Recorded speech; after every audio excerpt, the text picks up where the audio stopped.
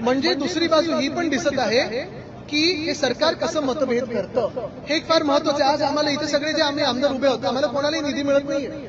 जेव्हा कुठचंही आता एवढ्या 80 वर्षाचा जो इतिहास आहे आपल्या देशाचा, जी कुठची सत्ताधारी पक्ष असतील विरोधी पक्षाला देखील थोडाफार पण तो निधी तरी द्यायचा, कारण आम्ही जे येतो ते जनतेतून निवडून येतो।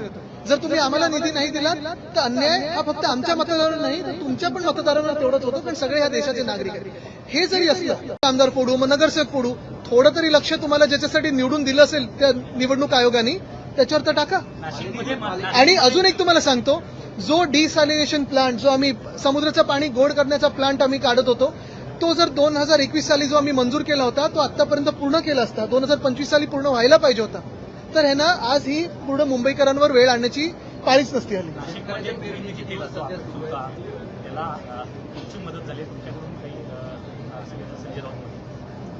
मग अशी सांगितलं ना मी, खासदार निघून गेले ते एक सांगतायत निधी मिळत नव्हता, आष्टीकर असतील किंवा ओमराजे निंबाळकर त्याच्यामुळे हे पाऊल उचलावं। म्हणजे दुसरी बाजू ही पण दिसत आहे की हे सरकार कसं मतभेद करतं हे एक फार महत्वाचं आहे। आज आम्हाला इथे सगळे जे आम्ही आमदार उभे होतो आम्हाला कोणालाही निधी मिळत नाहीये।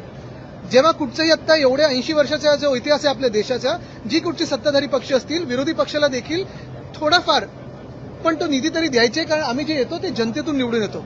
जर तुम्ही आम्हाला निधी नाही दिलात तर अन्याय हा फक्त आमच्या मतदारांवर नाही तर तुमच्या पण मतदारांवर तेवढंच होतो, कारण सगळे ह्या देशाचे नागरिक आहेत। हे जरी असलं तरी आम्हाला जे निवडून दिलेलं आहे ते शिवसेना उद्धव बाळासाहेब ठाकरे पक्ष म्हणून निवडून दिलेलं आहे, भाजप विरोधी म्हणून दिलेलं आहे आणि राष्ट्राच्या हितात महाराष्ट्राच्या हितासाठी आम्हाला निवडून दिलेलं आहे। हे जे कोणी पलटत ना तिथे निधी द्या ते काही मतदारसंघाच्या निधीसाठी नाही, स्वतःच्या खिशांसाठी पळून गेलेले आहेत। हा सौदा केलेला त्यांनी।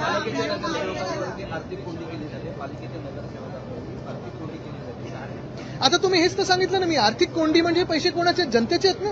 तुम्ही स्वतःच्या सत्तेसाठी वापरता, लोकांची पक्षांची तोडफोड करण्यासाठी वापरता, हे पैसे जे आहेत ते जनतेचे जनहिताचे तसे वापरले गेले पाहिजेत। पण एका बाजूला तुम्ही पाहिलं असेल मिसिंग लिंकवर पुण्याच्यात तर मी गेलो होतो परवा, मला तुम्ही 10 मीटर दाखवा जे महाराष्ट्रातील सर्व बातम्यांचे विश्वासार्ह व्यासपीठ सकाळच्या सर्व सोशल मीडिया प्लॅटफॉर्मला लाईक, फॉलो आणि सबस्क्राईब करा। तसंच सर्व नोटिफिकेशनसाठी बेल आयकॉन प्रेस करायला विसरू नका।